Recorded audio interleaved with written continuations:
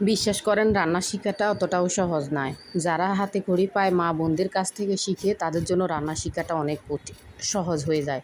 কিন্তু আমরা যারা নিজেরা একা একা রান্না শিখি, মানে যাদের মা বোন থাকে না মাথার উপর রান্না শিখিয়ে দেওয়ার মতো, যারা স্কুল কলেজে পড়াশোনা করে ভাবে যে হ্যাঁ চাকরি বাকরি করবে, রান্নার তো দরকার কি, কিন্তু হয় উল্টাটা, এসে পড়ে স্বামীর সংসারে রান্না বান্না করতে হয়, না জানা রান্না, মানে কী যে একটা অবস্থা। যাই হোক, আমিও সেম পরিস্থিতির শিকার, তাই আপনাদের সাথে কথাটা শেয়ার করলাম। যারা বলে যে রান্না কোনো ব্যাপারই না, কিন্তু তাদেরকে আপনি রান্না করতে দেন না, তাদের হাজারো সমস্যা।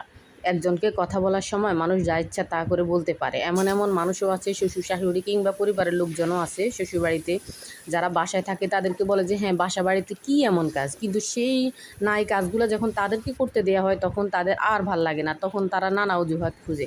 যাই হোক, আসসালামু আলাইকুম, কেমন আছেন সবাই? আশা করি সবাই আল্লাহ তাআলার রহমতে ভালো আছেন।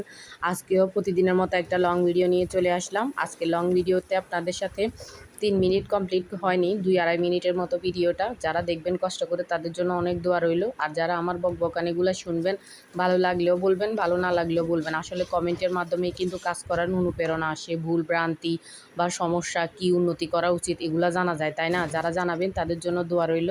যাই হোক, আজকে এখানে ওই কচুরমুখী, ছোট ছোট কচুরমুখী আছে। আমাদের এদিকে কচু চড়া বলে, আপনারা কি বলে জানি না, আপনাদেরও কার অঞ্চলে কি নামে জানে। এইগুলা রান্না করব তেলাপিয়া মাছের মাথা দিয়ে।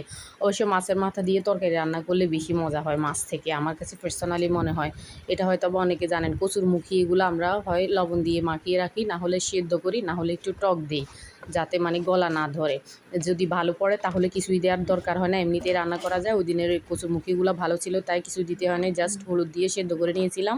এরপর মাছটা ভেজে অ্যাজ ইউজুয়াল যেভাবে রান্না করি সেটাই, মাশাআল্লাহ আলহামদুলিল্লাহ অনেক মজা হয়েছিল। যাই হোক, এটাতে একটু অ্যালার্জি আছে, তাও খেতে ভালো লাগে। ও যেটা বলছিলাম রান্নার কথা, আসলে দেখেন জীবনে কাউকে কোনো কাজ নিয়ে ছোট করতে নাই। কেউ যদি না পারে তাকে হেল্প করা, না হলে সাহায্য না করতে পারলে খোঁচা দিয়ে তাকে কষ্ট না দেয়া। এই কথাগুলো বলার একটাই কারণ, সংসার জীবনে যত খোঁচা খাইছি, যত কষ্ট পাইছি, সেটা বলার বাইরে। হয়তো বা মা বা বড় বোন ছিল না মাথার উপরে, এই জন্য শ্বশুরবাড়িতে প্রোটেকশন দেওয়ার মতো কেউ নাই। যাই হোক, তবু আলহামদুলিল্লাহ, যত কষ্টেই থাকে না কেন সবসময় বলার চেষ্টা করি আলহামদুলিল্লাহ। যারা কষ্ট করে ভিডিওটা দেখলেন তাদের জন্য